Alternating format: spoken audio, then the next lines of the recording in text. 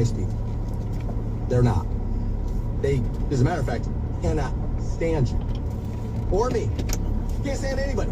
I remember telling you about, remember Jerry Seinfeld had that series, Comedians in Cars Getting Coffee? Very short, like every episode's only like 15 minutes. Short, I believe Netflix. Really, really short. But he did back-to-back episodes with Jimmy Fallon. And they go out to like Long Island and all this stuff. And like these older women, a little older than me, but younger than my mother, like somewhere in there. And they're like, oh my God, Jimmy Fallon and Jerry Seinfeld. They're very excited. Those guys get in that car, and it's not just like, oh man, sometimes I wish I didn't have to do. It's not just that. It's literally trashing those women for recognizing them in the episode and then releasing it to you. I mean, it's nuts. It is absolutely crazy. Yes, you could see it all over Jimmy Fallon's face the other night, the Costco guys. And I kind of understand it, right? Jimmy Fallon is a writer. He's a director. He's a producer. And now 4 morons are more famous than him for going, boom! I mean, like, seriously, I mean, dude, if you're Jimmy Fallon, you're sitting there going, what the hell has happened to entertainment? I have sat down with presidents. I have sat down with the biggest A-list celebrities. And now AJ, who's gonna die from the chicken bake, now all of a sudden, this is like the most famous dude in the planet? Yeah, man, like a lot of those old-time celebrities aren't gonna want to see the changing of the guard. They're not. So the same reason why SNL the other night was like making fun of those like food review videos at your dashboard. Dude, these people, they don't like it because they're starting to see. Like I've always told you, famous people aren't special. They're just the person down the street from where you live who got a little lucky. And the internet's kind of proving that to us. People are getting a little lucky out there. The Keith Lees of the world, the Costco people of the world, watch Kev eat this or whoever. Notice it's all food related. God damn, do I love this country, bro. I love this country. If I asked most people, hey, give me like 5 things you'd like to get done this next year. Oh, I really need to lose this like extra 20 pounds.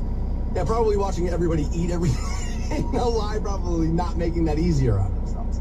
But yes, Jimmy Fallon, who has written and directed movies, who was a star of SNL for years, who has had a late night show for as long as I can remember now. Massive, huge hit. Yes, he is going to be looking at that going, I can't believe how far society has fallen. Like, this is all you gotta do to be famous now. I'm not making the judgment. I am not in Jimmy Fallon's position. But if I were sitting in Jimmy Fallon's chair, I would be looking at my executive producer like, you know, I don't really need to do this, right? Like, I've got my money, I get my residuals, I got this, I'm good. You know what, dude? Let the Rizzler host it. I'm out, right? Like, and then it'd be done. Like, I don't know, because I think we're getting pretty close to that. Remember, Jimmy was one of those guys who pushed back early on NBC, passing out the best parts of his show the following morning. He was one of the very few guys who said, what are we doing? You're giving away all my stuff. And he was right. Look at what the ratings of all that stuff has gone down because people can get their favorite versions of it. As a matter of fact, I'm willing to bet most people who saw the Costco guys on Fallon, you didn't see it on Fallon, did you? You didn't. You saw it on social media. Exactly right. Exactly right. And that's one of those things that, of course, Jimmy's going to be looking at, like, what has happened to this industry? I don't even recognize it anymore. So we'll get into Jimmy Fallon. We'll do that a little bit. Also, the Yankee fan acceptance. Now, Major League Baseball tossed those guys from Game 5, and I told you that was going to happen. It's not about the Yankees. It's not about those 2 guys. I've said when punishment gets doled out, you're trying to tell the rest of the stadium, don't mess up here because we are going to take it seriously. You're not going to get to see the World Series game. We all knew that was going to happen. I couldn't believe the Yankees didn't do it automatic. Immediate. In today's day and world, I was very surprised by that. But I saw Michael Irvin, professional athlete, on TV yesterday telling guys like me, calm down. Calm down. Those guys were in the right. And Major League Baseball and the Yankees are in the wrong. And I was like, I can't believe I'm watching a professional athlete defend this. But he did. And maybe he's got a decent point. We'll take a look at that coming up at 8 o'clock. Also, today is Halloween.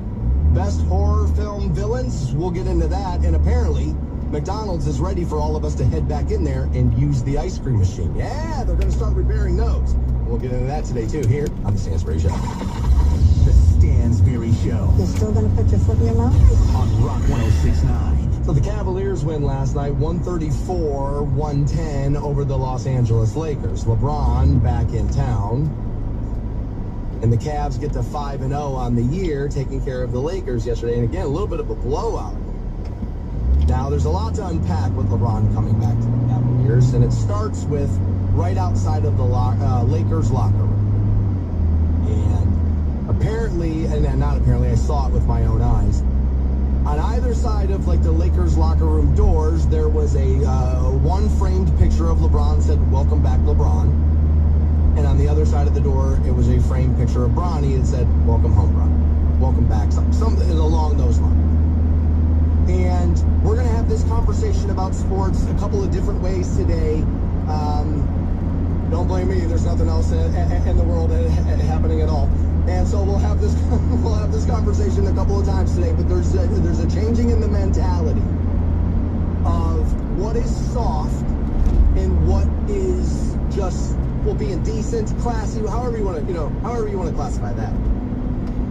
And when I saw it, I was like, oh, I don't think the internet's gonna love it. I was like, oh, I don't think they're gonna love it. And it seems to have broken down the way a lot of things get broken down by age, right? It seems like if you're anywhere near my age, a little older, soft, sissy, play the game the right way. There's a little bit of that. And younger fans are like, what the hell are you guys crying about? It's not really that big of a deal. It's a framed photo of the guy for crying out loud. And he gave you a championship. And there is an argument in that. I think the end result of the game tells us it doesn't really matter whatsoever, right? 134 to 110. If that's what they're going to do every time they play LeBron, start putting pictures of that dude up everywhere in the arena. I mean, at that point, I don't care. Just give me the wins. As Rob Parker from FS1 always says, sports has a very short menu. It's wins and losses. That's it. The only two things are. And they won last night, 134-110. Fans celebrating LeBron, kind of cheering for him. And look, I think most people kind of knew he was gone after the championship. I mean, I had dug my heels in. Now, I told you he was going to a different team than the Lakers. That part's true. I thought he was going to be a Houston Rocket and kind of, mixed together with Harden and all that stuff that was happening down there. None of those, I don't think any of those guys are there anymore, but okay. Well, welcome to the NBA. But I was like, guys, he came back here to clean up his image. He did not like being the bad guy. He did not like being the villain at all. He came back here to give you the chip because he knows they're not all created equal. One championship in Cleveland is 4 anywhere else, and he knew it. And so, he came back here, cleaned up the image. Hey, thanks for everything. Got to go, though. And then out. And that's fine. I mean, I'm not knocking. I don't have a problem with it. I've moved a couple of different times for my career. I'm not from Canton. This isn't the market in which I started my career. I'm thankful I'm here. And don't trade me again. I'd like to stay right here. I also saw Bronny got into the game. Scored his first NBA points in Cleveland. Kind of rigged and, scripted to kind of get it there like this. Yeah. I'm not going to go overboard on it. I'm really not. People will talk about, oh, God, if it wasn't for LeBron, his kid's not even in the league. You're probably right. He's probably on a G League team, maybe. I'm okay with it. It happens in the front office all the time. It happens in the scouting department all the time. It happens on coaching staffs all of the time. Beyond that, there's only one LeBron. Not that many guys are going to be able to convince a GM, no, dude, because it's my kid is why it's worth it at all, no matter what. Most guys aren't going to have that pool, and thank God, I don't think it's probably smart for a sports league to have that many guys who can have that kind of power. But, guys, come on. We see it all over. I've seen that in my industry a million times. You know how many program directors I have worked with who were second, third generation programming people because their family had been in this? A lot. It happens literally everywhere. I also saw people complaining that Cavs fans celebrated Bronny getting his first NBA points. Well, I think the fact that the Cavs were winning makes that a little bit easier. Also, you got to remember, man, Bronny was in photos in 2007 where you could hold him in one hand. Sitting courtside with his dad. At the interviews, press conferences with his dad. He grew up in front of the Cavaliers' lens. A lot of fans feel connected to Bronny. They feel like they feel, a lot of those fans, by the way, feel like they grew up with Bronny. And And so, yeah, man, LeBron gives you the championship, comes home, it's a feel-good moment, and his kid sinks a deuce, and now all of a sudden we're gonna... guys, as a pessimist, as a guy who has to hate on everything, I'm not sure we got to go out of our way to hate on that. The Stansberry Show. The show sucks. On Rock 106.9. 9 a.m., I'll rock the bank with you, get that first $1,000 keyword passed out. Also, take a look at Jimmy Fallon being disgusted by the Costco guys. He was. There's no denying it. I understand it. Doesn't make it right, but I understand how we got here, for sure I did. Oh! And that's how you got there. 9-year-olds with heart conditions is how we got... I mean, that's literally how we got there, but okay. People seem to love those people. I think Barstool kind of helped kick off the Rizzler thing. As Big Cat goes, a lot of the internet goes. That guy seems to understand the algorithm pretty well. We'll get there at 9. All right, if you ask a typical McDonald's customer what frustrates them, I would imagine the ice cream machine never working is going to be near the top of that list. And I gotta be honest with you, I came to this problem a little late. I never really, I mean, don't get me wrong, their Sundays are okay. I never really think about them as like a, oh yeah, when I'm here, I'm gonna get one of those too. Like that's not top of mind for me. Now, ice cream isn't necessarily my snack. Like 3 times a year, I'll get a craving, and I'm like, all right, I'm going to the store, I'm going to get some. But, like, it's not necessarily my favorite thing. It's very good, but it's not my favorite. But everywhere you go, it seems as if there's an issue with the ice cream machine, right? I mean, here we are in election season. Don't worry, I'm not going to talk about it, right? But, like, you've seen the memes. I'm voting for whoever can fix the ice cream machines, right? And that kind of thing. And after, you know, one of the candidates kind of worked in one of the restaurants, oh, now the machines are going to work, right? It's part of pop culture, especially since the fact that it's McDonald's. Plenty of people have been frustrated. So apparently the U.S. Copyright Office is going to fix this for us. I know, a lot of people are going to be like, what does the Copyright Office have to do with ice cream machines?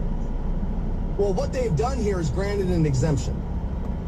And this allows third-party companies like Joe's Service Company to go in and fix commercial food preparation equipment. This is such as, like, you know, those ice cream machines. This, according to The Verge, that's at least where I'm pulling this from. They say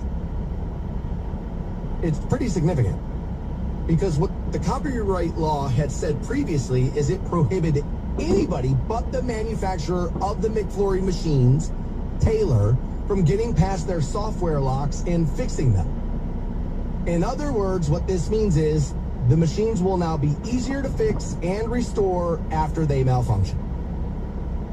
I assumed, honestly, because again, I said I didn't realize this had been like a national problem. I just had thought, I was like, okay, it seems like I go, don't work, and I don't think about McDonald's outside of like my own experience with it all that often, unless something comes up in the headlines. So I didn't realize, I was like, oh, this is like a systemic issue with McDonald's ice cream machines. I just thought it was like, you know, a little local. What I thought, the point I'm driving to is I just thought it was about lazy workers. I did not just say everybody who works for McDonald's is lazy. That's not what I said. But I've been a bartender. And let me tell you what a bartender hates. The blender. You own a bar and you want to make your bartenders happy, throw that blender out, bro. They hate it. They can't stand it. The drinks take forever. It's a bitch to clean. I can still taste the remnants of the last thing and this. And like, oh my God, it's miserable. And like the cleaning of it, it's brutal because you don't just have one. If you're making those kind of drinks, you have a ton of those and it's a bitch, right? And now, shouldn't you just shut up and do it because it's your job? Yes, but people don't do that kind of stuff, right? And so I just thought it was like, well, I don't feel like cleaning it. I don't feel like doing this. I don't feel like doing that, because I just kept sitting there thinking, this is one of the biggest corporations in the world.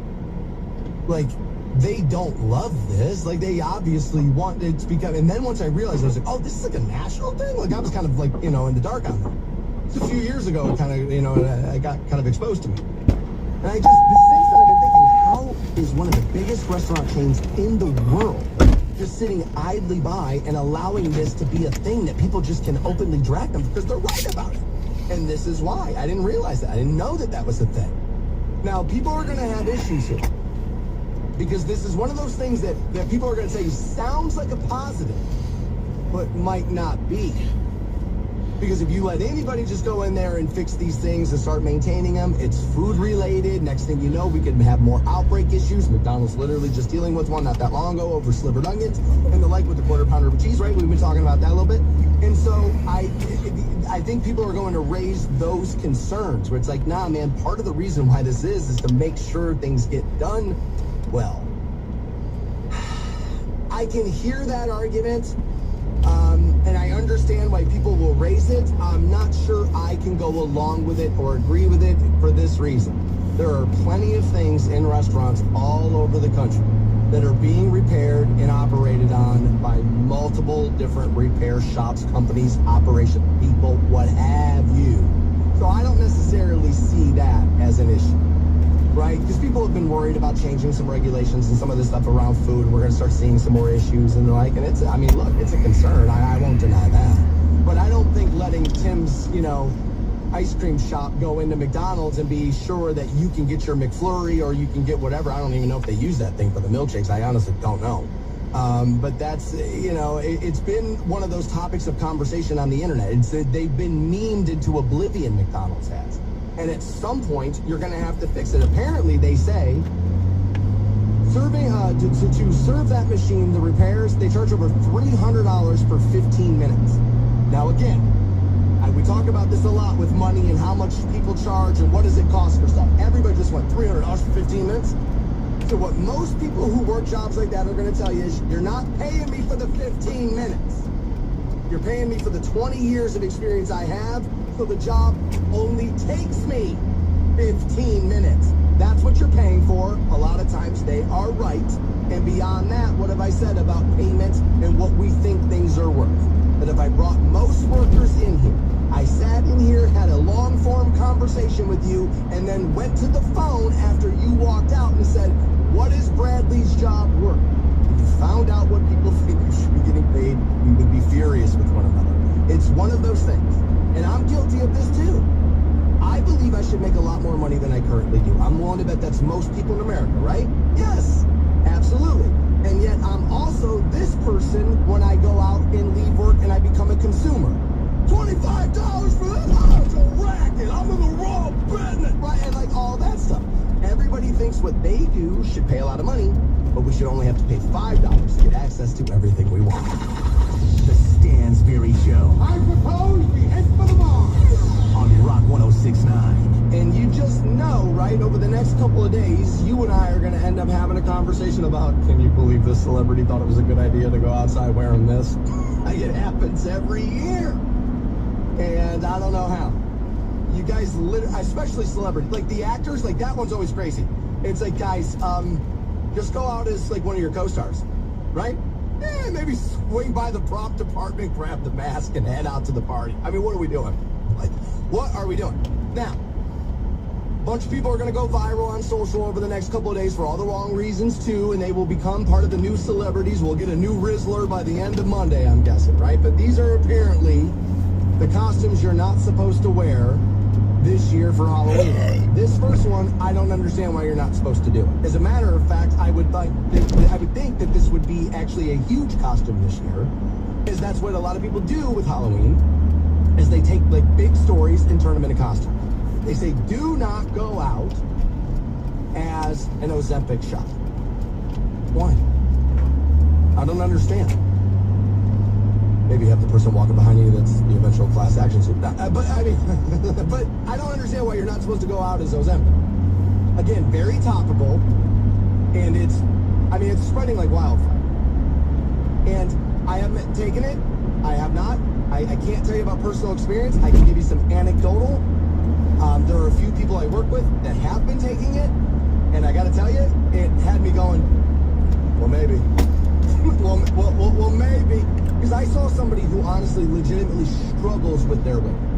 And struggles, because of it, is because this person will stress eat. And I have that, I have this problem. I'll stress eat too. And so, like, I've seen this person struggle with this a lot. And I said, man, you're not just losing the weight, though. Like, I've noticed, like, you're not set, He said, you just don't desire it. as much as you used to.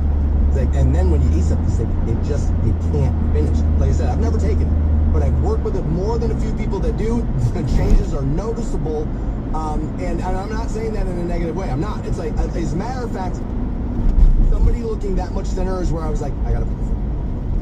And like 2 weeks ago, I was like, that's it. And it was somebody walking around in here after they've been on those empty. That person's results are night and day, and he looks great. I hate having to say that about him. I do, I hate it, but he looks great. I don't really get the reason why you're not supposed to go out as those empty. Leaned into that one pretty hard to say I do understand this one. Now, if you went out, just don't know, these aren't my celebrities. Some of you won't even know this guy's name, Liam Payne. I believe that was a drug overdose, was it not? Pink cocaine, I believe, was found in his system, if memory serves. You know, don't quote me on that. I'm pretty sure that's what I remember seeing, but I don't have it pulled up in front of me. Don't quote me on that, but I'm pretty sure that's what happened. Like I said, I don't know One Direction. That's not my thing. If you were to me, it would be like you're dressed up like some dude. As a matter of fact, I would think, oh, you're the guy who's too cool for a costume like me? Cool, let's go to the bar and get a drink. Right? And like that's what I would have been. I understand why people say don't do that, but I don't know if everybody's gonna know. That's why I wouldn't dress up as Liam Payne. How many people are gonna know that's what you're doing? They say stay away from Kurt Cobain. Again, any dead celebrity, that's kind of the follow-up point to the Liam Payne thing. I'm not so sure about that one. Now this is gonna be interesting, and I think this is where where one of my Caucasian brethren may find themselves in a little bit of trouble. This says here, please, please, please, please, please, because it is Halloween and you're gonna be going to the costume parties, and they're like, do not dress up like Diddy. So a lot to unpack there. First, they go on to say, or the bottle of baby oil. We've already seen one of these where a guy, kind of went viral rather, online. He took some brown shoe polish, painted his face, and then his, girlfriend was dressed up as like the baby oil bottle. So the Diddy thing's a little, the accusations, a 10-year-old kid said he was raped. For me, that's why I'm like, I don't know if I'm finding a whole lot of like, hey, look, you're Diddy, right? I don't get to make that rule for everybody. The blackface thing, guys kind of know. And I know people, all right, now that I said it, what? The Ryan Clark at ESPN because he dressed up like Bill Belichick? You're right, I didn't love it. I didn't love it. It's prosthetics. It was morphed. It was like they actually went out of their way to make it look like a real costume versus like, well, I got some Kiwi shoe polish in here and my dad hasn't, brushed his shoes up in 100 years, so I'll just use the rest of this on my face. I do think it's different, although I don't think one of them is that much better than the other if we're going to be having these conversations. I was a little surprised by that with Ryan Clark, but okay.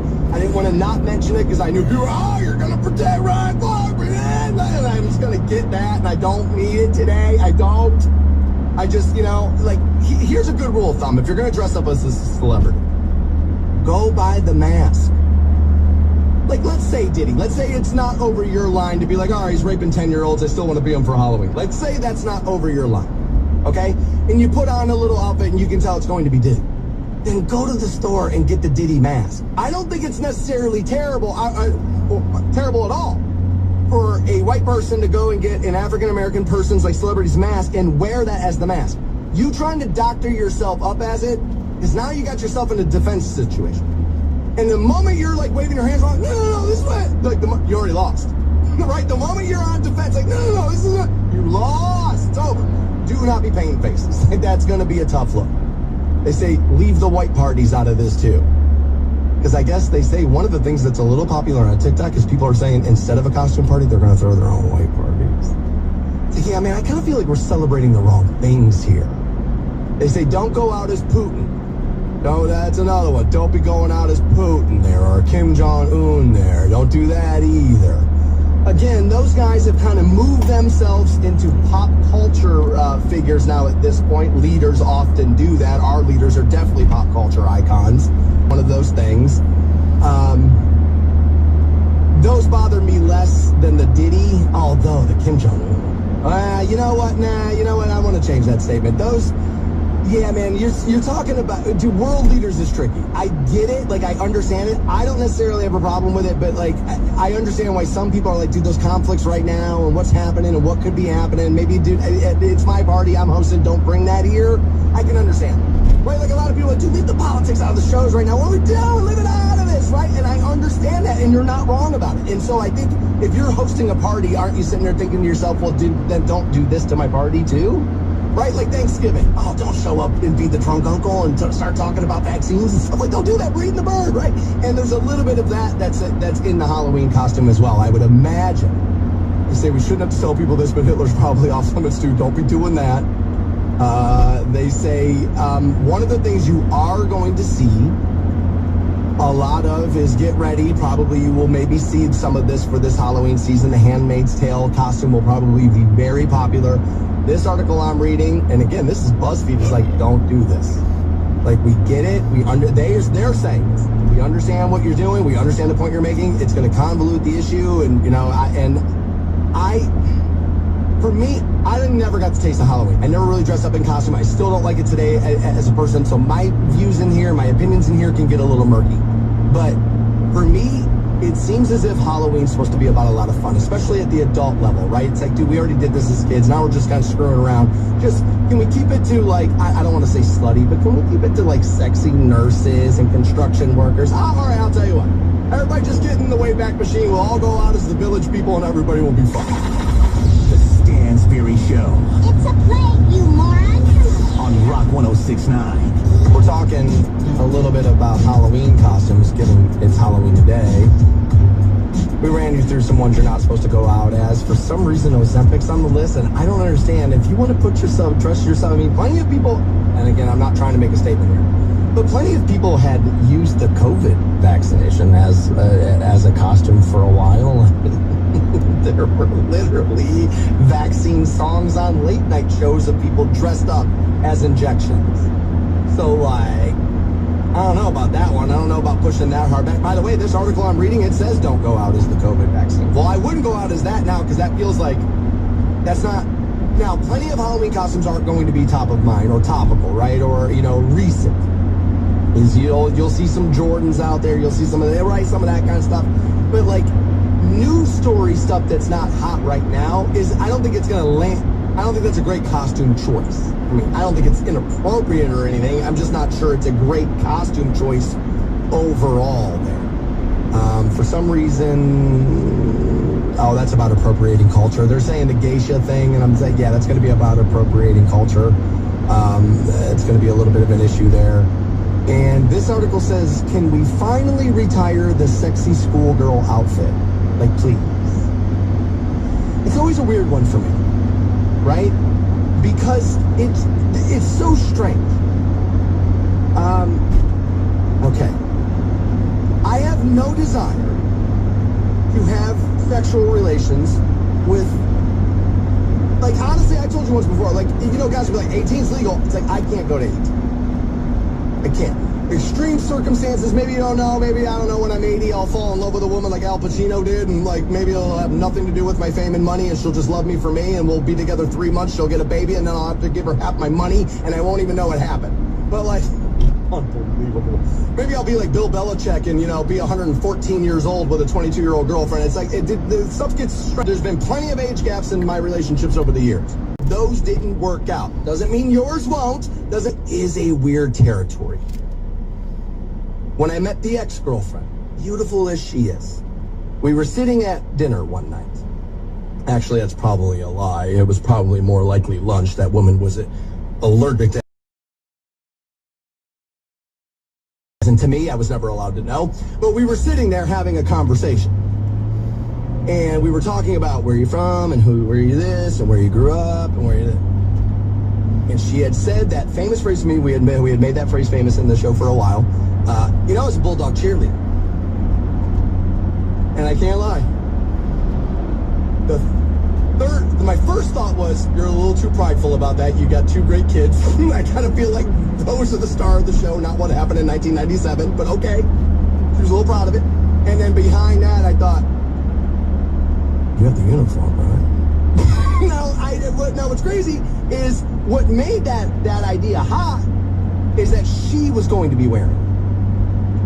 Like, she showed me once upon, through that relationship, I ended up seeing photos of her growing up throughout life, right? She showed me that photo of her wearing that, cheer outfit in 1997. She looked right in it, right? And so I recognized she was attractive in that photo, but then when I look at her on the couch, I was like, nah, I like this one right here, though. Right? Like, I like this right here. And, like, that's what I'm about. But, like, that does get into a weird territory, man, because we've talked about this before with, like, desire and how long. All right, this is what I mean. Most people are going to be like, dude, it's not that big of a deal. It's kind of hot, and, like, people kind of grew up, and that's when you were coming into your sexuality, when you started to notice women. Like, it makes sense. Fair. And I was weird places with this. The sexy schoolgirl, it just reminds me of Britney Spears. And we were all in that weird territory where it's like she's better looking than I'm supposed to think she is. Like, it kind of reminds me of one of those things. I think the younger woman you are, the less likely it is for it to be a problem for you to dress up in a schoolgirl outfit. Once you start having your hot flashes, ladies, keep it in the closet. The Stansberry Show. You have to recognize that one of his greatest strengths is his voice, which makes him sound sexy and smart. Sexy and sexy. On Rock 1069. I want to make mention of something. We've talked about this subject in the years past since I've been here, now over 10 years. Thank you very much for that, by the way. But one of the things that will happen when you do a job like this is that people will ask for some assistance and some awareness on some things. And it gets you into a real tricky territory, especially these days, man, because, like, people will try to, like, dupe you into a fake story. There's a little bit of that. And there's also you can't help everybody, even though you would want to. Right? Like, it's just tough to do. It's hard to do that, right? And so you kind of vet things, you kind of go. Having said that, I want to make mention, there is a child that's been missing, I believe since, his father messaged me. My son has been missing since 10/25. I understand if you can't or will not say anything. I understand a lot of people are probably asking you for the same thing, but Roan has been missing at 16 years old. Apparently he did not return home after school and is still not home. Everybody in the Akron surrounding areas are being asked to keep an eye out. Roan is almost 16, going on 17, 5'6", wears glasses but may have them off. If anybody has any info whatsoever, I'm going to ask you to call the Akron Police Department at 330-375-2552. Or his dad's cell is listed here. And again, his dad messaged me yesterday, and it's not the first time. His dad is a heavy listener of the program. He messages in multiple times every day on most subjects we are talking about. This is somebody I don't have a personal relationship with, but we have messaged back and forth for the better part of 10 years. And so when I saw this, it kind of hit me. And I was like, you know what, dude, this guy is like, I've talked to this guy more than I've talked to some of my own family members per month. And so I started to get a little worried about it. The dad's cell is 330-573-8839. There's another number listed there. I don't have that woman's permission to pass that out here, so I feel like the Akron Police Department at 330-375-2552, or the dad, I think he'd be happy with. And anytime you get any update whatsoever, please let me know. We were talking a little bit about Halloween earlier, and I just kind of made mention, it seems like it's less of a thing now. No, I'm going on. When I was a kid, I was always looking at my parents. My father was a minister. Out the window, like, and the streets were packed. Now, I did grow up in a little bit more of a suburb than a city. I live in a much more city-based area than I grew up in. But it is a little bit more. I live on a numbered street, for crying out loud. So, like, that's definitely more city-based than where I grew up. I thought it was maybe just part of, like, suburb versus city. Joe actually has a different estimation here on why you see, and he's like, well, first, he's like, when we were growing up, it seems as if most of the Halloween trick-or-treating was on the same day. He's like, there may have been a straggler here or there, but most of them were on the same day. I don't know if he's right about that, but I feel like that's an assumption we can make. He said, but these kids, Dan, now they're doing it in the middle of the day. He's like, that's why it's not big. He said, when I was young, we were out till 10 or 11. We were getting candy. And then, what did you do after that, Dan? It was the cemetery. He's like, you yourself were talking about how your trick-or-treat time was 3 to 5 in the afternoon. That doesn't feel like Halloween. All right. So, I think, right there. Wasn't. It's rose-colored glass. It happens on frequent. I would admit that it feels frequent. I would admit that it feels Halloween doesn't feel tickets. Questions, they got answers. Tickets. I had mispronounced his name. It is spelled R-O-A-N. I assumed Roan. It is Rowan. 5'6", 5'6", wears glasses. He may not have them on. To the Akron Police Department, 330-375-2552. Another number they have given here is 330-573-8839 if you have any information whatsoever. And hopefully we can locate Rowan for he and his family. Go to the toy store or whatever, maybe get, a new Transformer or something. Like it was just a different experience for David. And I never really got a taste of it. I didn't really go out for Halloween until I got to that age. We asked for some candy and that was pretty much the end. And then when we and I said, man, it seems like over the last handful of years, it's not as popular or just kind of dying down or whatever.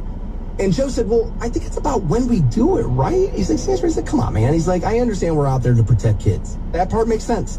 It's like when I was little, though, I was out till about 10 or 11 getting candy, then we play in the cemetery. And I said, well, are we making that a little too much about, teens versus preteens? Because I think maybe we could be. He said, but you yourself, you're talking about where, your trick-or-treat times was 3 to 5 in the afternoon on a Sunday. Well, Sunday I don't have a problem with. People got busy lives, When I first started this job, I had 3 jobs. I had this job and 2 other jobs. You know what I mean? Like people are busy. And so I understand the Sunday. I can't push back on that all that hard on that. It does feel like Halloween is one of those later dusk, right? Not necessarily still of the night, but a little dusk, probably not the worst idea in the world. So we had gotten to talking about that. And I forgot about this, if I'm honest, but Taylor, daily listener of ours, reached out. He's like, whoa, wait a minute here. He's like, you realize we have changed when we changed the clocks, though. He's like, we did do that. I was like, we did? And I hadn't remembered. Because, why would I remember that? I to our search engine here in my computer. This is what I've done. And I just this is the phrase I put into a search engine. I should tell you, I'm using Microsoft's search engine right now. Daylight savings 1980s. This is the result they have given me. On Sunday, October 26th, 1980, at 2 a.m., clocks were turned back 1 hour. That to being Sunday, October 26th, 1980, at 1 a.m. local standard time. So that is different than what we will do here in 2024. That is for sure true. Now, it is... The 26th and the 31st are that different with where the sun is and the clocks and this. Even with the hour, it's really that different. I don't know. I mean, somebody said to me yesterday, God, why is it so dark already? And I said, well, we have this conversation every year, right? And it's kind of where we are with that. I had forgotten that we had moved that day around a little bit. It's just one of those things I would have never kept top of mind. Now, this is the next conversation. Why are we still doing it at all? Look, farming is still absolutely... Agriculture is still this country's #1 industry. I believe I'm right about that. I'm not screaming how I am right. I believe that I am. I could be wrong. But if it's not one, it's going to be a little closer to the top. So it's still an issue, right? So there's still that. And that seems to be one of the big arguments everybody makes about this. Got to be a time where this is the right time of day for this. 10 a.m. you get your first game. Well, even before that now with London. 10 a.m. you get your first game. You can watch both. You can watch both the early, late game. Have all afternoon to do stuff. Sunday Night Football. It is killer. By the way, I think it would benefit everybody. You think it's a good idea to have everybody in parking lots at 6 a.m. letting them drink their own beer until 1 o'clock in the afternoon? Like, that's nuts. Like, it is. It's a little nuts, and it's creating some problems. And we're seeing more and more fight videos. Now, we can't just make the clock thing solely about when Stansbury won.